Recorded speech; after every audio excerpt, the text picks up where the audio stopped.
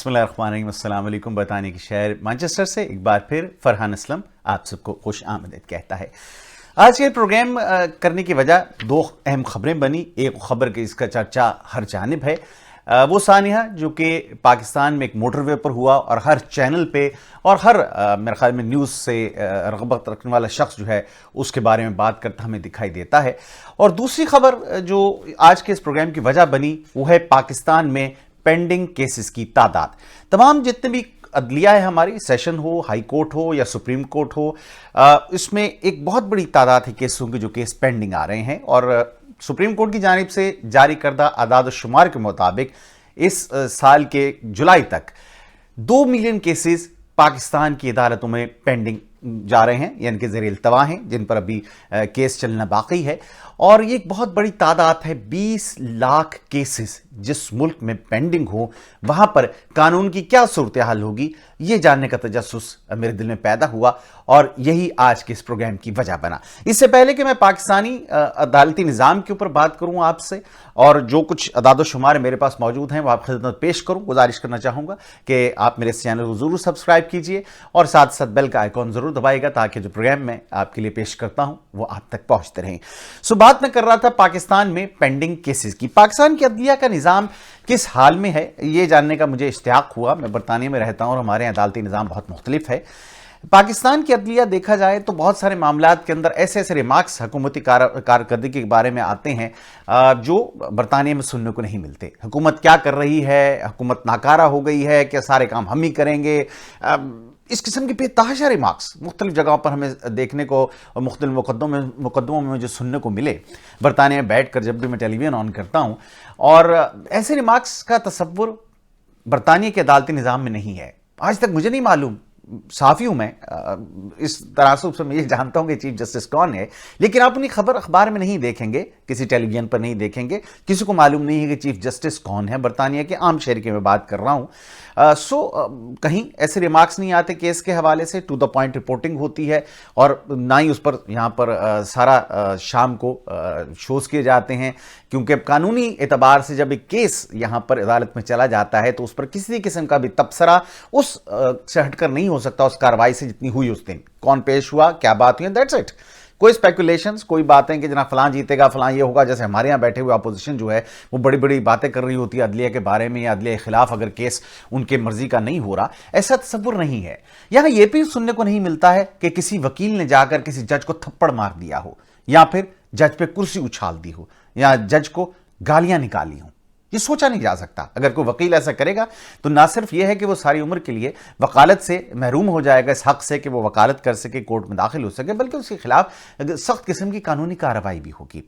यहां कभी मैंने ऐसा नहीं देखा कि कोई वकील या उनका जत्था लेकर किसी अस्पताल में दाखिल हुआ हो और सब चीज़ों को तोड़ फोड़ दिया हो उसने और आखिर में किसी ने उससे पूछा भी ना हो कि जनाब आपने सब कुछ क्यों किया और मामला सर्दखाने की नजर हो गया हो। कभी मैंने यह नहीं देखा कि कोई वकील किसी की जायदाद पर कब्जा करके बैठा हुआ है बरतानिया में और उसको छुड़ाने के लिए सुप्रीम कोर्ट तक केस गया हो और साल लग गए हों और फिर भी वो वकील उस घर को छोड़ने पर तैयार ना हो। आखिरकार उस घर के मालिक को उस घर को तोड़ना पड़े, मिसमार करना पड़े ताकि दोबारा वो वकील उस घर के अंदर ना दाखिल हो सके। यहां कानून के रखवाले कानून शिकनी नहीं करते, लेकिन पाकिस्तान में अफसोस की बात यह है कि सारे वकील तो नहीं, लेकिन एक बड़ी तादाद ऐसी है वकला की जो हमें कानून शिकनी करती दिखाई देती है और बज़ाहिर ये लगता है कि बार काउंसिल भी उनकी सपोर्ट करती है और हुकूमत इतनी कमज़ोर है कि उनके आगे बेबस दिखाई देती है। अदलिया अपना तहफ़्फ़ुज़ नहीं कर सकती। जज साहिबान को अगर बुरा भला कहा जाता है, गालियाँ दी जाती हैं, मारा जाता है या बदतमीजी की जाती है, कोर्ट के अंदर चीज़ें उछाल उछाल कर फेंकी जाती हैं। जज इतने कमज़ोर हैं कि वो अपना तहफ़्फ़ुज़ नहीं कर सकते, तो अवाम को तहफ़्फ़ुज़ क्या देंगे। पाकिस्तान के अंदर कोर्ट्स के अंदर जैसे कि मैंने अभी आपको बताया कि 20 लाख केसेस पेंडिंग है, 2 मिलियन बनाइए। और इसमें से मैं अगर हाई कोर्ट की फिगर्स मेरे सामने थी तो 24,346 केस ऐसे हैं जो 2011 से के पहले के केस हैं, यानी कि 2020 में बैठे हैं। सो तकरीबन 9-10 साल पुराने केस जिन पर अभी तक कोई फैसला नहीं हुआ। और उसके बाद फिर 24,000 ही मजीद केसेस ऐसे हैं कि जो अगर बात की जाए 24 नहीं बल्कि 30,000 केसेस ऐसे हैं जो इस तारीख के बाद के हैं, यानी कि 2011 के बाद से लेकर अब तक जो केसेस मजीद दायर हो गए हैं हाई कोर्ट्स के अंदर मुख्तलिफ, वो तकरीबन एक बहुत बड़ी तादाद इस वाले से बनती है। 3,08,196, मैं 30,000 समझा था लेकिन 3,08,196 केसेस की है। सो एक बहुत बड़ा नंबर जो कि पेंडिंग केसेस का है। ये सिर्फ मैं हाई कोर्ट्स की बात कर रहा हूं। सुप्रीम कोर्ट के अंदर केसेस इस वक्त 45,125 केसेस ऐसे हैं जो पेंडिंग हैं और इसमें आए दिन इजाफा हो रहा है। गुज़श्ता बरस ये केसेस 1.9 मिलियन थे, यानी कि 19 लाख केसेस थे, लेकिन जो इस साल बढ़कर 20 लाख हो गए। अगर यही मामला चलता रहा अगले साल 21 से 22 लाख हो जाएंगे। हमारे यहां केसेस के अंदर सजा का तनासुब क्या है? मैं एक रिपोर्ट पढ़ रहा था और मुझे बड़ी हैरत हुई इस सारी रिपोर्ट को देखकर। और इस रिपोर्ट के अंदर यह कहा गया है कि पाकिस्तान में बहुत मुश्किल से 5 से 10% केसेस ऐसे हैं जिनमें किसी को सजा मिलती है। और यह रिपोर्ट जारी की गई थी इंटरनेशनल क्राइसिस ग्रुप के हवाले से। एक इंटरनेशनल ग्रुप है, ये NGO है जिसने पाकिस्तान के जो जस्टिस सिस्टम को रिफॉर्म करने के लिए अपनी तजावीज़ पेश की थी। और ये 2010 की बात मैं कर रहा हूं, पुरानी रिपोर्ट है, लेकिन जो मामला 2010 में पॉइंट आउट किए गए थे आज भी वो अपनी जगह पर मौजूद हैं। 2010 के अंदर ये कहते हैं कि 5 से 10% केसेस का फैसला होता है सिर्फ, और बाकी तमाम केसेस के अंदर मुजरिम छूट जाते हैं, हत्ता कि सीरियस क्राइम्स के अंदर जो लोग इन्वॉल्व हैं वो छूट जाते हैं। अजमल पहाड़ी 100 कत्ल की बात हुई थी, उस पर छूट गया। कितने और MKM के दहशतगर्द कराची के अंदर जिनके यहाँ सैकड़ों कत्लों की जिन पे बात की गई छूट गए, कोई उनको पूछने वाला नहीं। इसी तरह से अफसोस की बात यह है कि आप ये देखिए कि जो शख्स जिस पर अब बात हो रही है, आबिद नाम है जिसका मेरे ख्याल में, जो लाहौर के केस में जो इन्वॉल्व है और जो ज्यादती के मुकदमे में है, उस पर ऑलरेडी केसेस पहले के हैं। और इंटरेस्टिंग बात यह कि बेल पर आ गया। ये कैसा निज़ाम इंसाफ है कि जिसके अंदर अगर कोई ज्यादती करता है किसी खातून के साथ तो उसकी बेल हो जाती है और वो फिर धंधनाता और बाहर फिरता है, फिर दोबारा यही काम करता है। सो लगता बज़ाहिर ये कि हमारा जो इदालती निज़ाम है वो मफलूज हो चुका है। और ये सिर्फ मैं नहीं कह रहा, ये हमारे जज हजरात भी कह रहे हैं।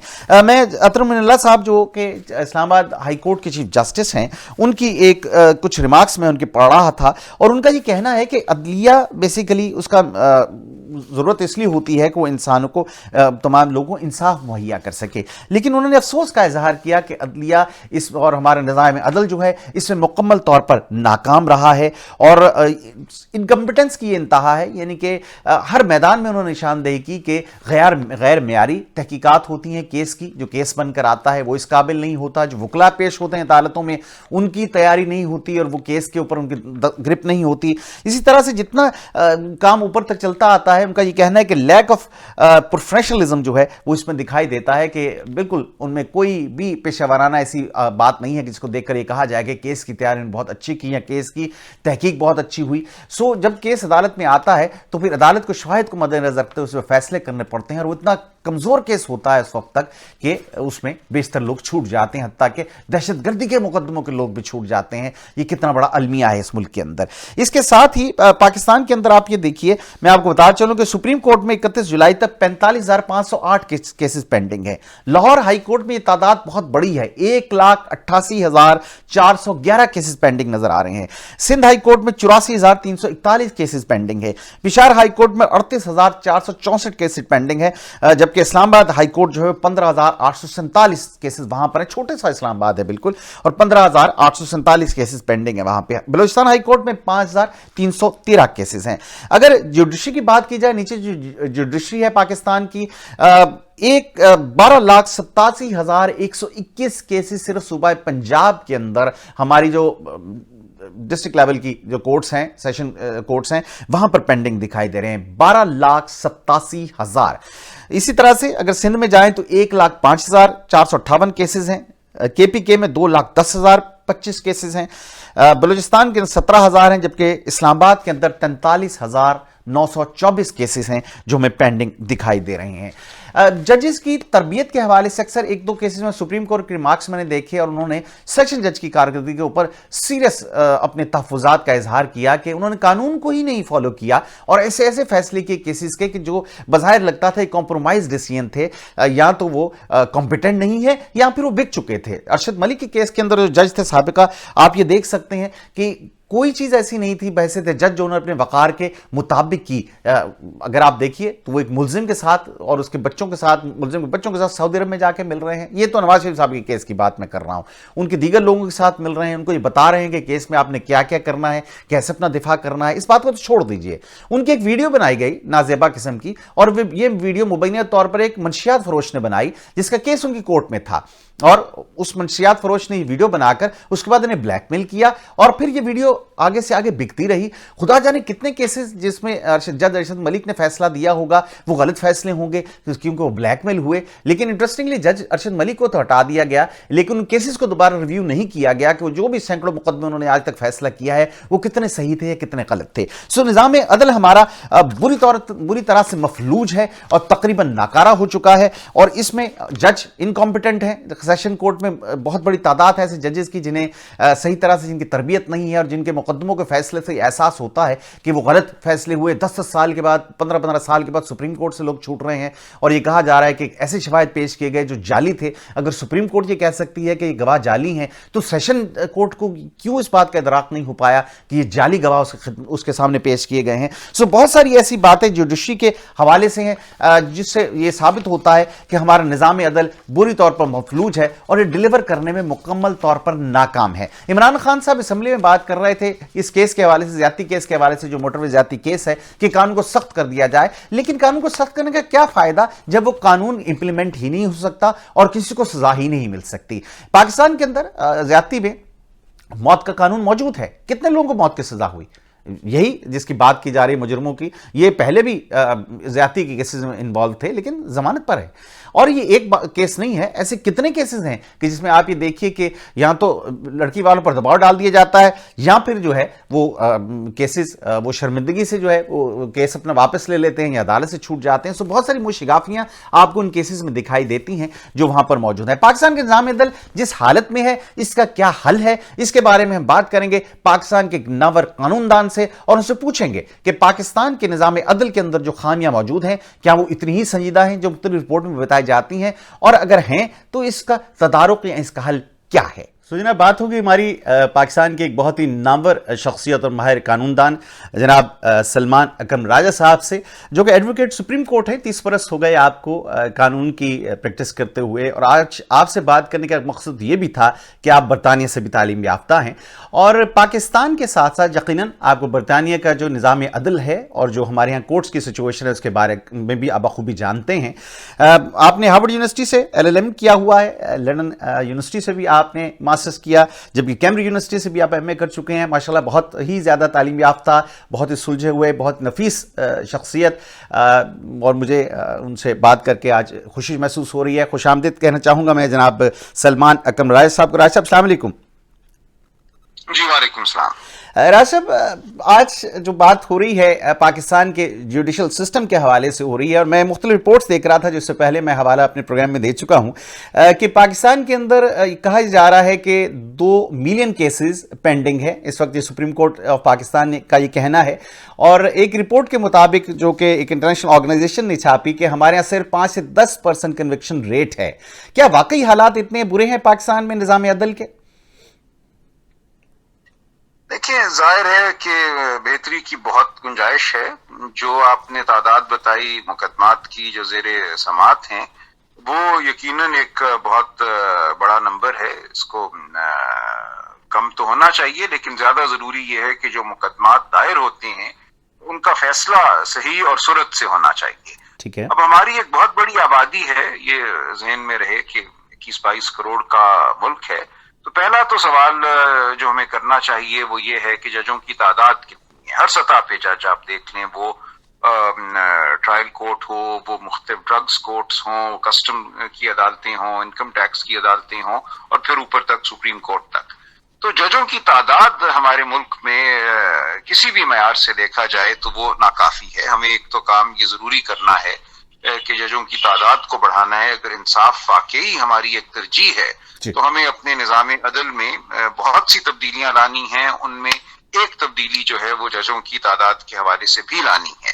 ظاہر ہے یہ پوری بات نہیں ہے، ہمیں ججوں کی کوالٹی کو بہتر بنانا ہے، جو ہمارے ضابطے ہیں ان کو بہتر بنانا ہے، جو التوا کا باعث جو باتیں بنتی ہیں ان کو ختم کرنا ہے. یہ تمام باتیں ہیں جس کے حوالے سے سوچ بچار ہوتی رہتی ہے, لیکن یہ آپ کا کہنا درست ہے کہ اس تیزی سے بہتری نہیں آئی جس تیزی کی ضرورت ہے. راج صاحب, پچھلے سال یہ کیسز 1.9 ملین تھے, اس سال 1 لاکھ بڑھ گئے. سو مراد یہ ہے کہ پریشر بڑھتا جا رہا ہے, کم نہیں ہو رہا. اور جو بحث سائل, مجھے اگر میں کورٹ میں پہنچتا ہوں اور مجھے اگر آپ سالہ سال نہیں سن پاتے, کیونکہ میں یہ بھی جو میرے سامنے ایک فیکٹ شیٹ پڑی ہے نمبرز کی, ایک بہت بڑی تعداد, اگر ہائی کورٹس کے لیول پر ہی بات کی جائے تو 24,000 سے زائد کیسز ایسے ہیں جو 10 سال سے پہلے کے ہیں, یعنی کہ 2011 سے پہلے کے عرصے کے ہیں. سو خدا جانے وہ 15 سال سے چل رہے ہیں, 20 سال سے چل رہے ہیں, اور میں اگر وہ بینچ پہ نہیں لگتے تو میرے لیے تو انصاف مجھے نہیں ملا. اگر وہ ڈیلے ہو گیا تو اٹ مینس کہ انصاف نہیں ملا, جو یہاں کی بڑی مشہور سینگ ہے ہماری. لیکن اب یہ بھی دیکھنے میں آیا ہے کہ حمزہ صاحب کے کیس میں اتوار کے دن ہائی کورٹ کھل جاتی ہے اور ان کو ریلیف مل جاتا ہے, لیکن عام شہری کو برسا برس ریلیف نہیں ملتا ہے. یہ ججز کیس سے بھی بڑا مسئلہ لگتا ہے حضور کہ یہ سلیکٹیو ہے اور شخصیت کو دیکھ کر عدلیہ فیصلہ کر رہی ہے, نہ کہ میرٹس کو دیکھ کر. دیکھیں, کسی حد تک تو یہ بات درست ہے کہ بعض مقدمات جو ہیں وہ تیزی سے چلتے ہیں اور بعض مقدمات جو ہیں ان کو غیر ضروری سمجھا جاتا ہے اور وہ التوا کا شکار رہتے ہیں. ان پہ میڈیا کی نظر نہیں ہوتی, ان پر سیاست کی نظر نہیں ہوتی, لہٰذا وہ مقدمات اس طریقے سے اس طور نہیں چلتے جیسے دوسرے مقدمات چلتے ہیں. تو اس کے لیے ضروری یہی ہے کہ ہمارا نظام عمومی طور پہ مضبوط ہو, میڈیا کی کے دیکھنے کی ضرورت نہ ہو کسی مقدمے کو فوقیت دینے کے لیے. اصول وضع ہوں کہ کس مقدمے کو کس رفتار سے سننا ہے اور کب سننا ہے, اور کوئی بھی مقدمہ جو ہے وہ اگر 2, 2.5, 3 سال سے زیادہ سماعت کا شکار رہتا ہے, اور میں لفظ شکار استعمال کروں گا, تو وہ اپنے فریقین کے لیے یا کم از کم ایک فریق کے لیے جو انصاف کا طالب ہوتا ہے بڑی حد تک معنی کھو دیتا ہے. تو یہ ایک انتہائی تکلیف دہ صورتحال ہے. ایک دیوانی نوعیت کی جو ٹرائل ہے, کسی کی زمین پر قبضہ ہو جائے, گھر پر قبضہ ہو جائے, تو اس کو انصاف حاصل کرنے میں 15, 20, 25 سال لگ جاتے ہیں. اور یہ ایک روح شکن مرحلہ ہے, اور اس کے لیے یقیناً آپ ٹھیک فرما رہے ہیں کہ ہمیں نظام کو بہتر کرنا ہے, تبدیل کرنا ہے, اور یہ ہر حکومت کی اولین ترجیح ہونی چاہیے. اور حکومتیں یہ کہتی ہیں, لیکن ہم دیکھتے یہ ہیں کہ پھر سالہ سال گزر جاتے ہیں اور کوئی خاطر خواہ تبدیلی نظام میں نہیں آتی. تو یہ ایسا معاملہ ہے جس کو اٹھانا چاہیے اور بار بار اٹھانا چاہیے. چیف جسٹس اسلام آباد ہائی کورٹ نے کچھ عرصہ پہلے کیس میں کچھ ریمارکس دیے, اور ان کا کہنا یہ تھا کہ بظاہر لگتا ہے کہ یہاں تو بہت انکمپیٹنٹ ہیں سارے, جس طرح سے کیس کی پریپریشن ہو کر آتی ہے, تحقیق اور جو پولیس کیس بنا کے پیش کرتی ہے. سو ان کا کہنا تھا کہ مکمل طور پر ہم ناکام ہو چکے ہیں انصاف دینے کے لیے. یہاں پہ ججز اتنے زیادہ ڈیسپریٹ دکھائی دے رہے ہیں, تو وہاں پہ آپ کیا سمجھتے ہیں, کیسے بہتری آئے گی پھر؟ دیکھیے, یہ بھی ایک دوسرا پہلو ہے. ظاہر ہے جس بات کا آپ نے حوالہ دیا ہے اس کا تعلق فوجداری مقدمات سے ہے, جہاں پولیس جو ہے اس کا ایک کلیدی رول ہوتا ہے بطور انویسٹیگیٹر. یہ بالکل ایک مسلمہ حقیقت ہے کہ ہمارے ملک میں انویسٹیگیشن کا معیار بہت کمزور ہے. کہیں کوئی جرم ہو جاتا ہے, وہاں پہ آپ کو ڈی این اے لینا ہے, اس کا انالیسس کرنا ہے, آپ کو آئیڈینٹیفیکیشن پریڈ کرانی ہے. یہ تمام معاملات ایسے ہیں جن میں بہت سکم رہ جاتا ہے, جس کا بعد میں فائدہ ظاہر ہے کہ ملزم کو یا مجرم کو ہوتا ہے. تو یہ باتیں ہیں جن کا عدالت نوٹس لیتی ہے. جب ہائی کورٹ, سپریم کورٹ کی سطح پر مقدمہ آتا ہے تو جو کوتاہیاں ہوئی ہوتی ہیں تفتیش کے دوران وہ کھل کر سامنے آ جاتی ہیں. تو ججوں کی تعداد, ججوں کی ٹریننگ, ان کی کوالٹی کے ساتھ ساتھ جب تک ہم جو ہمارے تفتیش کرنے والے ادارے ہیں, جو تفتیش کار ہیں, ان کی صلاحیت کو بہتر نہیں کریں گے تو نظام بہتر نہیں ہوگا. اور ان کی صلاحیت کا براہ راست تعلق ان کی تعلیمی استعداد سے بھی ہے اور ان کے رویوں سے بھی ہے. وہاں کرپشن کے معاملات بھی آ جاتے ہیں, فریقین کے ساتھ مل جانا بھی آ جاتا ہے. تو یہ تمام معاملات ہیں جن کو ٹھیک کرنا ضروری ہے, اور جب تک یہ باتیں ٹھیک نہیں ہوں گی ہم یہی گلہ, یہی شکوہ کرتے رہیں گے جو آج آپ کر رہے ہیں. جی سیشن کی بات کر لیں تو سپریم کورٹ نے ایک کیس میں ابھی پڑھ رہا تھا تو بڑی برہمی کا اظہار کیا کہ سیشن کورٹ میں جو کیسز آتے ہیں بعض اوقات سیشن کورٹ میں جج بیٹھے ہیں وہ بالکل نظر انداز کر دیتے ہیں قانون کی بیسک چیزوں کو، اور پھر ایسے ایسے مقدمات میں لوگوں کو سزا ہوتی ہے جو کہ جعلی شہادتوں پر ہیں اور جو بعد میں کورٹ سے اوورٹرن ہو جاتے ہیں کیسز، بٹ جب تک وہ سپریم کورٹ میں آتے ہیں اس بات کو 10-15 سال گزر چکتے ہیں اور وہ شخص جو ہے 15 سال جیل کاٹ چکا ہوتا ہے جس نے کچھ بھی نہیں کیا ہوتا. سو سیشن ججز کے اندر جو خامیاں ہیں یا جو وہ ناقص ایک ان کا معیار ہے، اس کی رسپانسبلٹی آپ کس پہ ڈالتے ہیں؟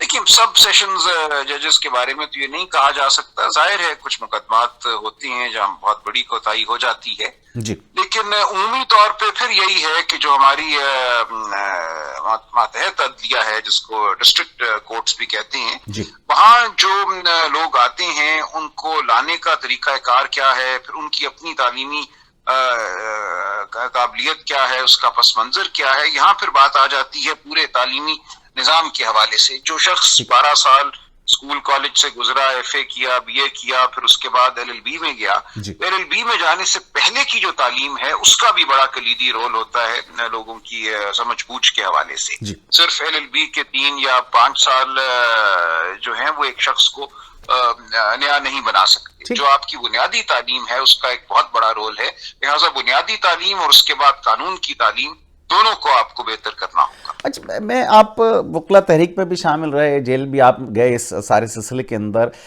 وکلا کے حوالے سے ہم نے ہمیشہ یہ محسوس کیا کہ وہ سب سے زیادہ قانون کے حوالے سے باخبر لوگ ہیں اور ہمیں یہ امید رہی کہ وہ ایک ماڈل سٹیزن رہیں گے.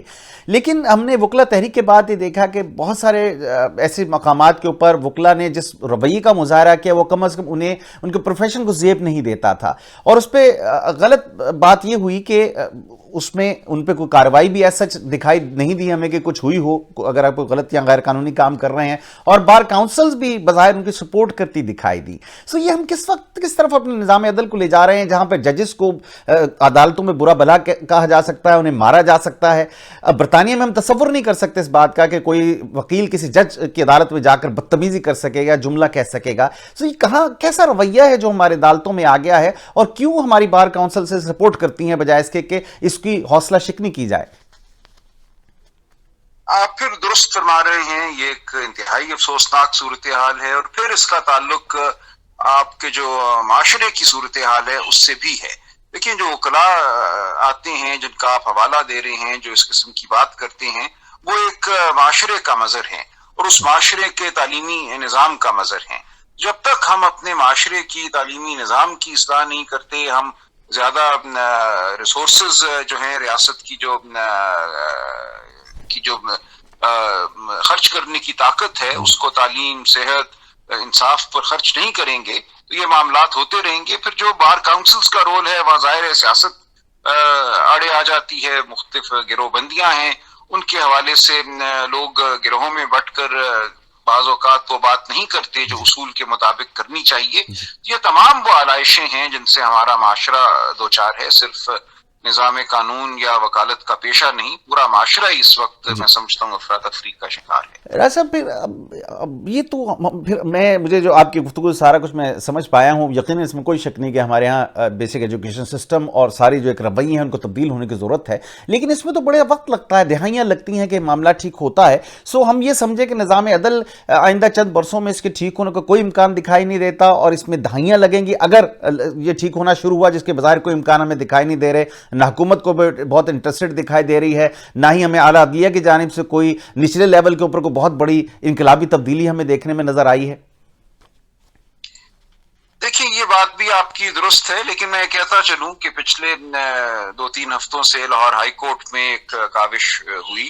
کمرشل مقدمات کے حوالے سے کم از کم یہ کوشش کی گئی کہ سیشنز ججز کو، ایڈیشنل سیشنز ججز کو ٹریننگ دی جائے، ایک نیا نظام جو ہے، ضابطے جو ہیں وہ وضع کیے جائیں جن کی وجہ سے مقدمات تیزی سے چلیں.